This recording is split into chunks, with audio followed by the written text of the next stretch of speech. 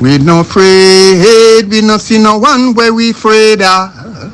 We no afraid, we no see no one where we afraid of. Yeah, this is Everton Blender, and it's all about the young police from Jamaica, seeing Young Police Channel. Big up yourself, Everton Blender said that. We no afraid, we no see no one where we afraid of. Blessed love, Rastafari. Yes, welcome to the Jamaica Young Police Channel. To our loyal viewers, subscribers and Patreon members. At the channel, we are a group of law-abiding citizens who believe in the rule of law and respect the rights of every citizen, but not the ones who do not subscribe to such behavior. We do believe in and support preemptive strikes because they save lives. This is a logical conclusion because preemptive strikes save lives and prevent the further loss of lives. We are all about saving lives at this channel. We at the channel aid criminals with a passion and do not want them over here. We do not want your views, your subscriptions, your likes or your comments. Please go elsewhere where the red carpet is waiting for you. Over here, we want you to go to prison or the departure lounge at Madden. Moving on to today's video. Yeah, so anything that you're doing in it, always good to go from the belly of the beast. You know, so if fish come from the bottom of the canal and tell you that shark live down here, you have to believe fish because fish live down here. So here we're going to be talking with a man who's a part of the diaspora along with Wilfred Ratigan. And this man will be exposing Wilfred's Ratigan's tragedy to destabilizing the Jamaican government for personal and political gain. Want you to listen to this, you know. So prepare to uncover the real motive behind Wilfred Ratigan's protest movement, a calculated strategy to interfere with and destabilize the Jamaican government. What may have appear to be mere protest fueled by dissatisfaction within the diaspora is in fact a part of a larger, more sinister plan orchestrated by Ratigan.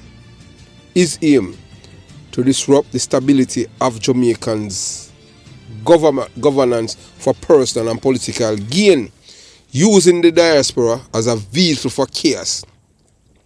So in an exclusive revelation, you're going to hear from Herbert Nelson, a distinguished voice within the diaspora and cousin to half Dr. Clovis Nelson, who also been a vocal critic of Ratigan's tactics. Dr. Herbert Nelson will expose the underhanded method Ratigan has employed, methods that are not only deceitful but dangerous to Jamaica's long-term stability. This isn't about advocating for change or better governance. This is about power, manipulation, and using the protest as a tool to advance an agenda that serves a selected few while throwing Jamaica's government into this area. Ratigan's protests have been riddled with controversy from the start, but the more disturbing reality is how deliberately these actions are aimed at creating division between the Jamaican diaspora and the government.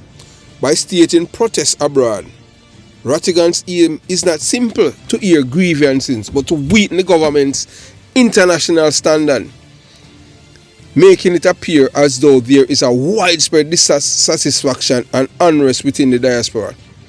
In doing so, he undermines Jamaica's credibility on the global stage, driving away potential investors and allies at a time when the nation needs collaboration, not division. So Herbert Nelson has shed light on how Ratigan manipulates others within the diaspora to further his agenda by creating an illusion of mass dissatisfaction. Ratigan has been able to draw in unsuspecting members of the diaspora, convincing them that his cause is legitimate. However, as Dr. Nelson points out, the real objective is to create instability, forcing the Jamaican government to react to a manufactured crisis rather than focusing on meaningful governance. So it is important to remember that many of these protests have been tied to financial controversy and the PNP criminal organization, with allegations of funds being siphoned by organizers like Ratigan. These are not the actions of someone fighting for justice or better governance. They are the action of a man seeking to benefit financially and politically by destabilizing his own country. The Jamaican diaspora deserve better leadership. Leaders who are transparent, accountable, and focus on unity, not division. So Mr. Herbert Nelson's insights will bring to light the calculated nature of Ratigan's action by pushing a narrative of unrest. Ratigan's hope to weaken the current Jamaican administration and leave a vacuum of power that he and his political allies can exploit. It's a strategy as old as time: destabilize, divide, then seize power. But this kind of manipulation has no place in Jamaican diaspora, and it's time for people to see through the facade. For the Jamaican diaspora, this is a critical moment. The time has come to reject the manipulation and destabilization effort of individuals like Wilfred Ratigan, Wayne Uglysom and the likes, Baby Trump, Peter Bunting, and the others who are all about to seize power in Jamaica through nefarious means. So the diaspora must focus on fostering collaboration with the government, supporting initiatives and improve life for Jamaicans at home and building a future based on trust and unity. So Mr. Nelson, testimony will be an eye-opener, revealing the true motives behind Ratigan's protest and the long-term damage they could inflict on Jamaica. The choice is clear: stand with those who genuinely seek to strengthen the nation or allow manipulation forces to tear apart from within. It's time to put an end to Ratigan's games and work together for a brighter, more unified Jamaica. So I want you to listen to this man, and you're going to hear all of the things, the corruption we're involved in this organization. Which we did know a long time still, say the PNP is a criminal organization. You're going to hear this, as we tell you, if fish come from down at the bottom of the canal and tell us a shark down the belief fish. So you watch, you listen, and you decide. So I will tell you, over here, all you get are the real mama papa truth. You saw them people are wicked, and them claims to them are Jamaican and love Jamaican and love Jamaica. Boy, may I tell you, them dangerous and wicked. Hello? Yes, sir. Is this Mr. Porter? Yes, sir. Hey, how you doing, man? Hey, Herb Nelson. Oh, what are you doing, my brother? How's everything? It's coming along. It's coming along. Okay. I've got, here on my other phone, I've got a couple people on my team that we've been looking at our mutual, I didn't even know what the hell to call him. But what I was looking at, and I level with you, and I'm sure you would have it, is something from Fine Law. Mm-hmm. And it is covering Mr. Lonesome, right? And there was a sentence of 10 years. Not sure how familiar you are with that. Oh, for the drug trafficking in England? The drug trafficking in England. Yes. So you are familiar with that? Yes, man. The PNP has been doing that for years. They have been cleaning record of their people who are activists and giving them clean police record to migrate to other countries in the world. And he's one of them. So how is it that he got out of England and came to the U.S.? They cleaned up the record then? Yes.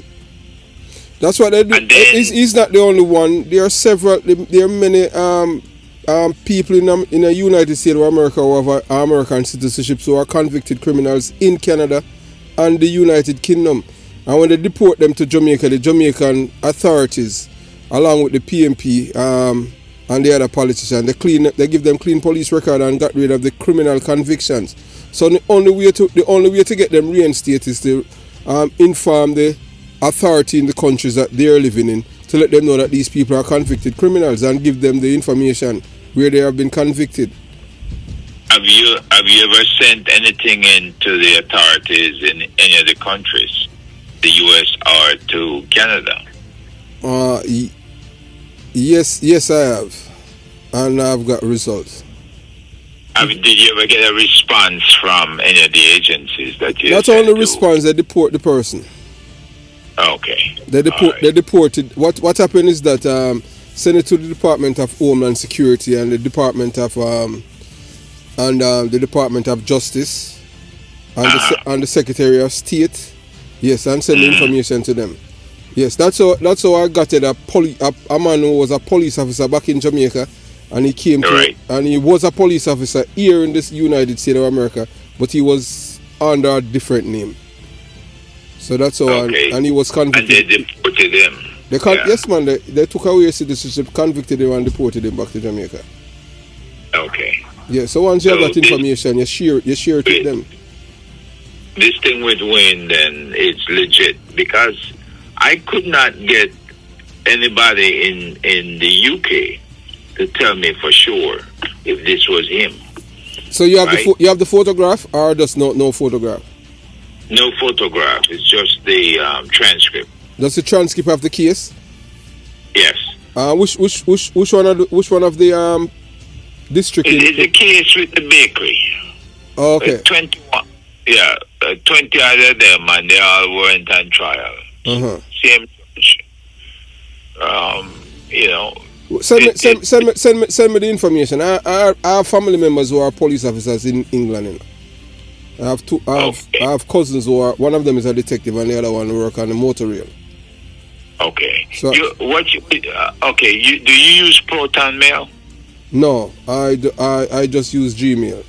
I use Gmail or my government. I just use my government thing. That's a government business because I work with Uncle Sam.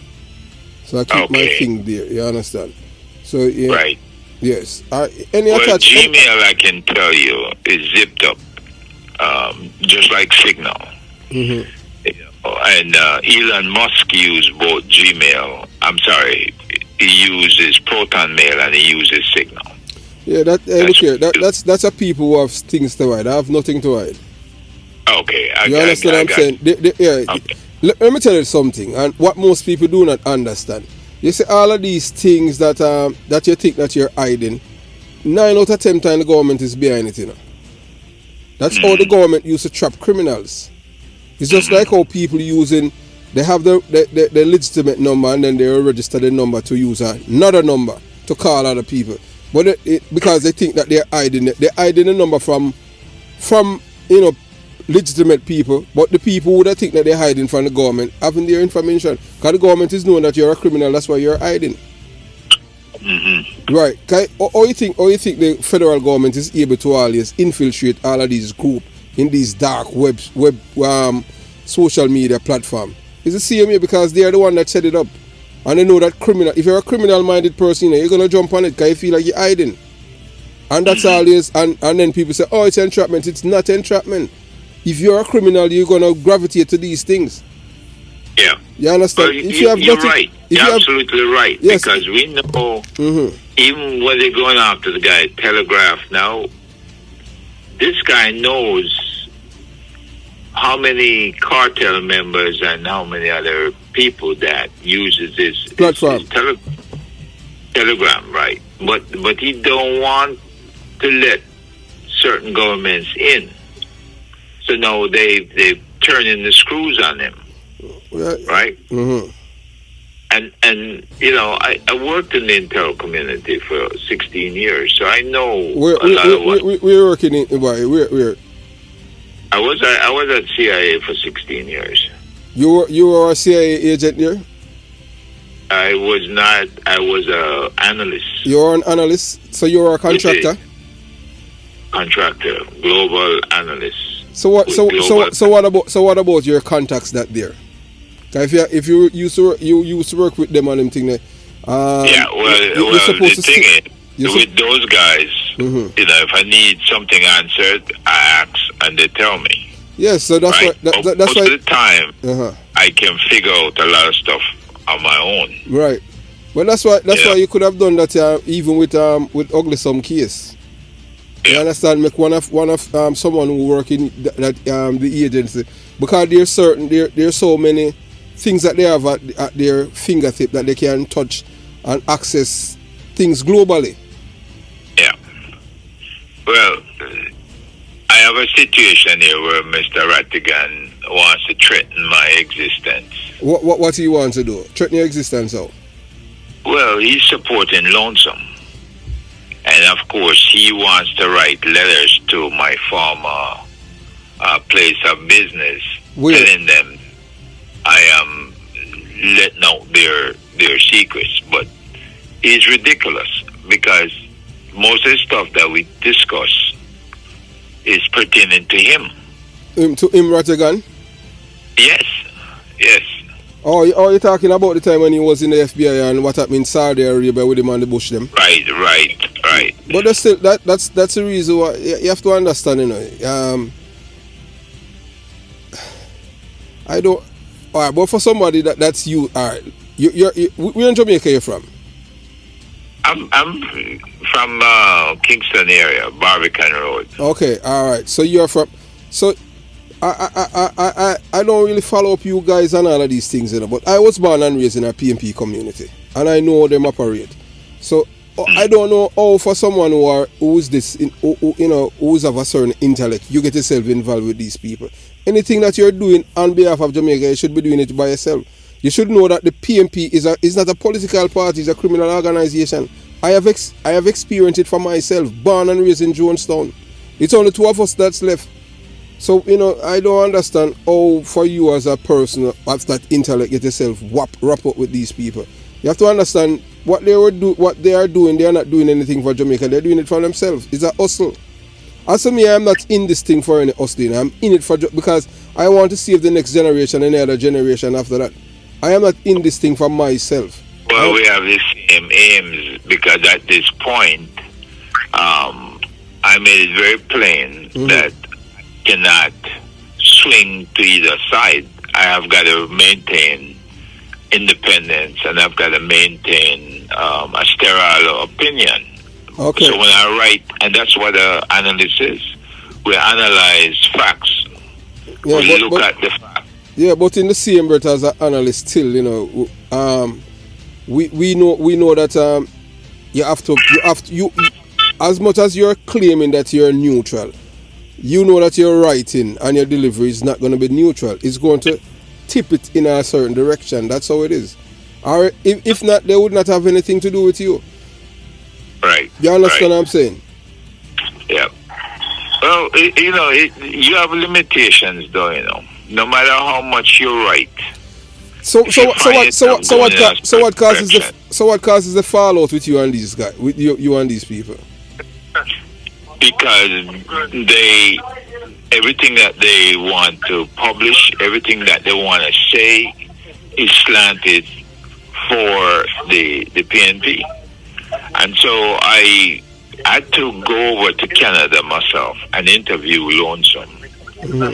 And I told him the truth about how I observed the happenings when he was putting on the so-called protest that night. And I told him, I said, look, you can't put on an event on behalf of the call to action movement. You start the event 3.5 hours late. I said, when we have an event, we're there half hour before the start. And then you show up. We had no agenda. You have people waiting and leaving, and we are appealing to people, you know, stay put so we can, you know, have a conversation. And then when we work hard to bring off the event and make it a success, you out there and you're charging people from the U.S. So $25 Canadian meal, you're charging them $25 US. and people know that they're getting ripped off. I said all of these things give you might not think it's a big deal, but it does give us a bad impression. People have a bad impression of us that we are in the rip-off business, right? And so I laid out a lot of things to him at his house. He called me back because he wanted me to push out the lady I put in charge of the Global Jamaica Diaspora Association, it has to be called in Canada. Yeah, but that organization is not a new. It's a PNP affiliated organization. As a me, I'm not. As a me, I'm not. No, the guy in charge of it right now is Terry Long at the Ministry of Foreign Affairs, right? And so we said you can't have government running the Global Jamaica Diaspora Council or Association. So we took it over. You're talking, that's the one that, what the guy, the black guy, what his name is? His last name is Nelson or something like that? Yes. But that's about, is he a part of the Jamaican government, Nelson? The association was being run by the Jamaican government. No, but I am asking if the person who's in charge, the man named Nelson, is he a part of the Jamaican? No. So how is the government? How is the government in charge when there's a man named Nelson that's in charge? A black man that's from somewhere in Clarendon. Oh, you talking about Clovis? Yes. Clovis. Yes. What's his name? Clovis what? Clovis Nelson. Dr. Clovis. Yeah. So he live right down there in Florida with you.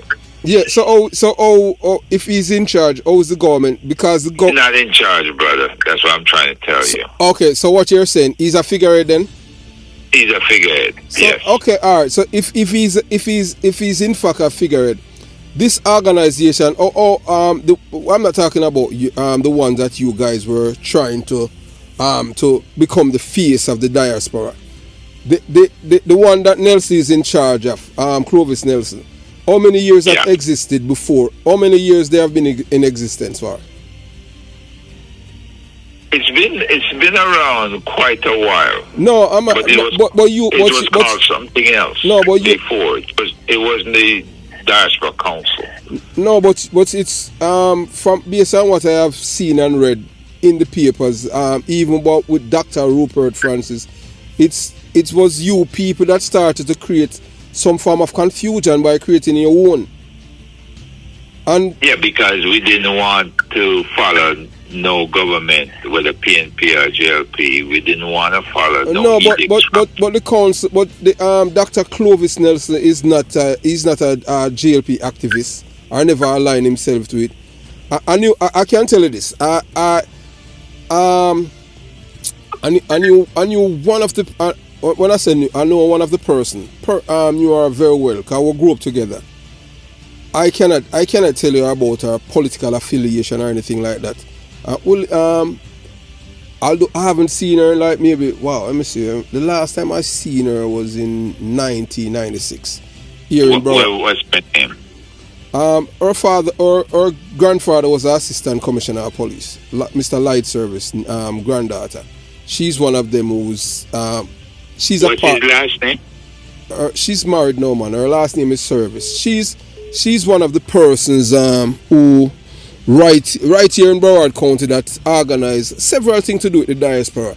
Even that the thing that the booed Juliet Holness, she was the one that she's one of the organizers, but she's kind of she's low profile, and I don't know her as any political act. And the thing is that with the organization that with Rupert Francis that they were starting, it was seen it was seen as a political action group. It wasn't seen anything indirect defending the people in the diaspora, because look here, nobody cannot tell me nothing about the PNP now. I born raised in a PNP family, PNP home, everything. The reason why my thinking is totally different from most people, because I read and I can think, and I have seen everything. And to me, the PNP is the worst thing that ever happened to Jamaica. Michael Manley, 1972. Nobody can tell me. None of you can tell me about no brigadista program or nothing. I can go in depth. The number one brigadista, the person who come out number one in the brigadista program out of the 2,500, I can tell it. That is my cousin. So nobody can tell me not about. That's why I say anytime anyone who are PMP who can come talk with me. You understand? When you talk about the bolo work and this and that and get money and palm voters list, anyone who can talk to me. The PMP is not a political party, it's a criminal organization, and their job is to destroy the minds of the poor. I am here. My job is to protect my people. I'm going to away from my age group from Jonestown, to myself and a guy that named Orius Diner Brown that used to play for Arnett Gardens. We are on everyone else dead from gunshot. You understand? Because of the philosophy and the culture that they implanted in the people's mind. I have no respect for men like Ratigan because I come from Waterhouse. He used to live in a garrison. I have never heard him said to denounce violence to the youth. Them tell them to read, tell them to stop, pick up gun and kill each other. All I have seen them doing is propagate things to the PMP and all kind of nuances. I don't into that. I mean about saving life and change the culture of the people. And another thing to why I have no respect for men like them. Oh, you have a guy. Alright, oh you have a man who born in a Britain and yet still you people claim that you not defend Jamaica. And none of them come out and say him for showing British birth certificate. Mark Bolan is not a Jamaican, you know. He's Britain, he's a British citizen by birth. Well, so is the other one that the Prime Minister hurrying up and pushing now. Why? You say Andrew Holness is not a Jamaican? No. I said the one that him is now pushing to run in the place of that St. Thomas seat, the woman we quit. What's his father is in it, Samuda. Matthew Samuda born. But Matthew Samuda renounced in British citizenship. He renounced him do it publicly, renounce it and renounce him in British citizenship. Mark Golan haven't done it. Him say man do it, but him not do it. Or him for renounce something, or him for renounce it when he's not a Jamaican, him have no connection to Jamaica. And none of you people don't stand up for Jamaica. That's why I said you people are all, to me, I say all of you people are traitors to Jamaica. I love Jamaica. I was born and raised in Jamaica. I am a Jamaican by birth. I have a Jamaican birth certificate. All you people claim to say you guys love Jamaica and you're not defending Jamaica. And this man, because this man is a white man and because of money, people who are willing to sell out Jamaica, man, for PMP, who don't love Jamaica, man. I can tell you this. I left Jamaica at age 19. Yeah, okay. So how old are you now? I'm now 72. You're 72. So you left Jamaica at 19, 53 years ago. That's when you left Jamaica, them telling me a baby. Me not even start talk. And you allow a man when I come from Jamaica to manipulate you know, I not say boy, this man so clear the PMP you know, is all about say boy my father born here, my mother born here, my grandmother born here. And this man have no ties to Jamaica and none of them come out all because of money. You Rupert Francis, that are the man who them say he was labor right. Now me see Ratigan make charges against him say him involved in a Green Bay killing, in which him not have anything to do with Green Bay killing. The people that were involved in a Green Bay, it have nothing to do with Rupert Francis. You understand? But that's how it go on them thing now when people don't have no conviction in anything them have. When people don't have no conviction in anything that they're involved in, you know, anything go for them, you know, because money is their ultimate. If you are a patriot, you're going to defend Jamaica. You understand? And that is what I am all about. I am all about to defend the people of Jamaica, not the political party. As I said before and I say again, you know, one political... let me ask you this. Yes. How many people do you know from the military intelligence unit? I know a few of them. I have one of them right at my fingertips. Someone who was embedded in a Tivoli Gardens when time you have the incursion. And I have like 5 of them at my fingertips. I even spoken to a man who was who have intimate information about even the Green Bay killing. I have spoken to him. So when I said to you that my dad was 28 years in JDF, and I know of 4 people, let me put it that way, who were in the MIU that told me exactly who was out there, who he sent out there, as a matter of fact. Oh, Rupert Francis sent out there? No, Rupert by his own mouth. Right? He's the one who spoke about it. So he was involved he says that he was involved in Green Bay killing? Well, he didn't say he was involved in it. He said he participated in a certain way, and it would make sense because if in what in what way he claims that he participated in it? With some of the Ammo truck, his 2 brother-in-laws, the Major Robinsons, both of them. Remember, Rupert is married to the Chief of Defense Staff daughter, Johnston Robinson, and his 2 sons led the teams out there at Green Bay. You know that, right? Okay. And so when Rupert had made that claim, I had to call the head of the MIU, who had sent another captain out there from MIU, another captain that I know, right? So it's not like, I figure he might have been, what can you say, embellishing stuff. So, well, people will do that all the time to make put themselves somewhere they don't even belong. I can tell you that too. Look here. All right, I'm gonna tell you this. All right. One day I was at the RGD. As we said to you before, you see at the Jamaica Young Police channel. This is not an entertainment channel. This is a people who are thinkers and who can think critically for themselves. This video is over. The conversation is over 4 hours, and so we have to be mindful and think about, especially our elderly. They are the one that are responsible for the growth of this channel. And yes, and we are saying to others, those of you who want to see or hear this video in its entirety, all you have to do is go to the Patreon. Just subscribe to Patreon, and you'll be able to access it in its entirety. Yes, and you will hear everything. If you are a person who loves Jamaica, you are going to glue to this, to hear this coming from the horse's mouth. You understand? It's not like, this is not a made up thing. This is someone who is telling you, as we tell you, say if the fish coming from the canal and tell you that shark is down there, you have to believe the fish.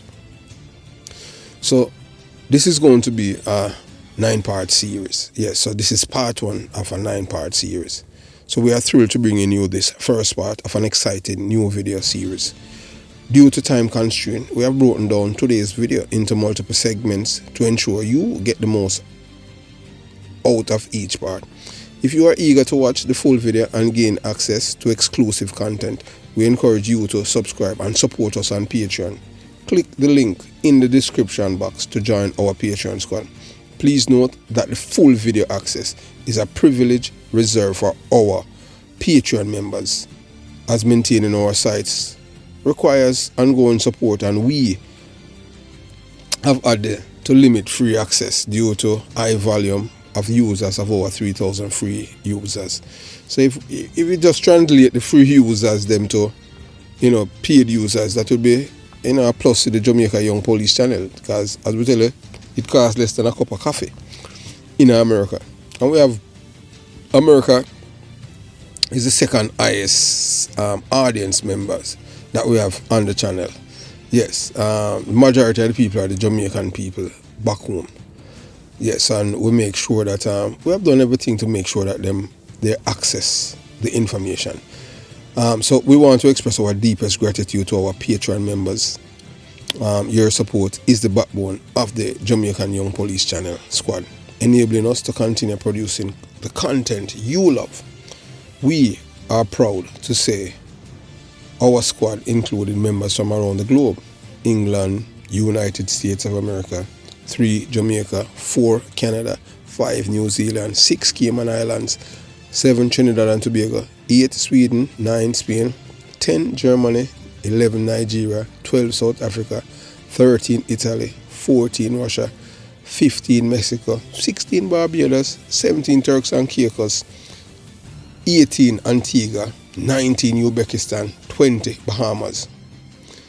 Your contributions are vital, and we cannot thank you enough for your ongoing support. In today's data-driven world, your feedback is invaluable.